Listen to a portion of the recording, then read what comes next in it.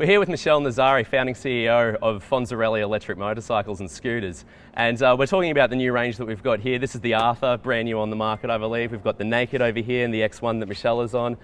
Just talk us through, how did you found the company? Where did the idea come from? Yeah, so I started Fonzarelli in 2010. I've always cared about the environment and transport and carbon emissions go hand in hand. It's the second biggest polluter in Australia. So when I started Fonzarelli, I was looking to make enticing bikes that could help solve that problem, and people are buying them off the shelves today. And as we grow out the range with the motorbike now and also a more entry-level product, it really opens it up to a whole new market. And what are some of the challenges that you faced when you were first starting the company? They're not a huge amount of other companies like this, especially at the startup stage. Yeah, absolutely. In terms of being an electric vehicle, we were sort of rewriting or writing the legislation around it, and wasn't really fitting in very well with what the existing legislation was, basically 1989 for automotive vehicles, the Motor Act. So it's been an interesting process, really trying to forge forward and affect change. And if you look at other countries, there's been a lot more incentivization for electric vehicles, and they understand the importance of making that switch so that we can really tackle the carbon problem and climate change effectively.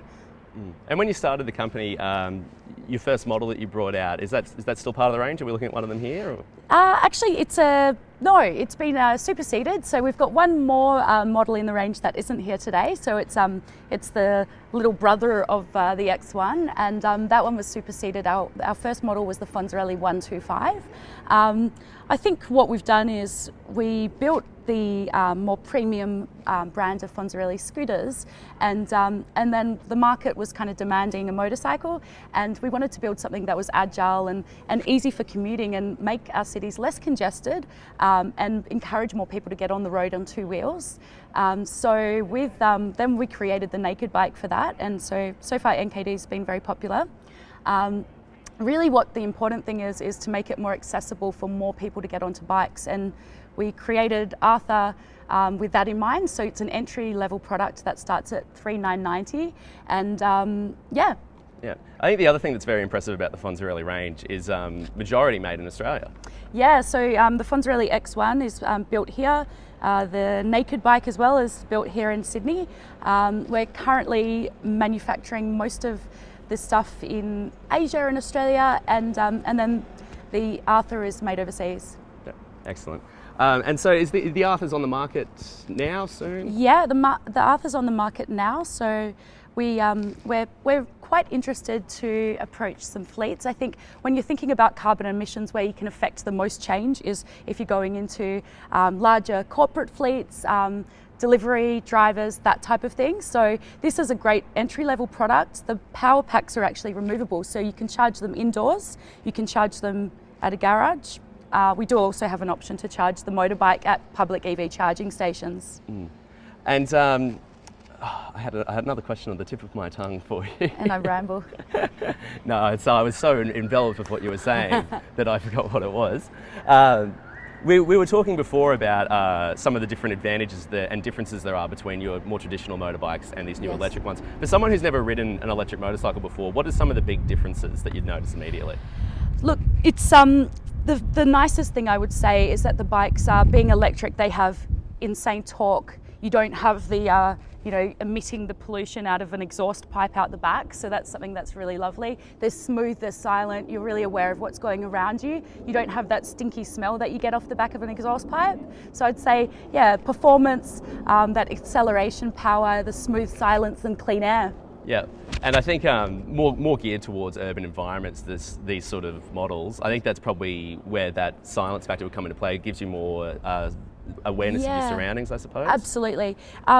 We've focused on the urban environment because really cities are getting more and more polluted, and it's really important to focus on reducing pollution, reducing emissions out on the road, and cities need to get healthier and cleaner rather. That's better for society. So. And I believe I'm right in saying you have a public transport background as well with your past motoring experience? Yeah, so I basically was working in the manufacturing space with buses and coaches, and from internal combustion engines, then we developed a hybrid bus and then electric, and we launched the first commercially sold hybrid and electric buses in Australia. So that's sort of where the roots of the EV came from.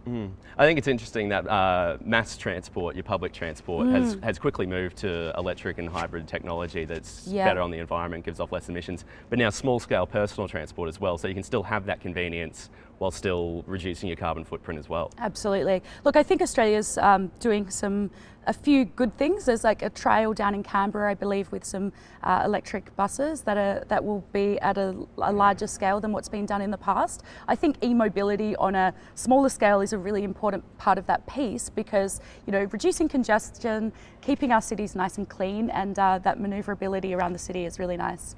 I think a lot of people who are considering an electric vehicle as well, there's still an element of that range anxiety that comes into it. What kind of range can you expect on one of these? Sure. So the Arthur comes in 50 or 100 kilometres range with portable power packs you can take in and out for apartment living. The Naked bike, we've got 100 and 150 kilometres range. Very low centre of gravity, so it handles really nicely.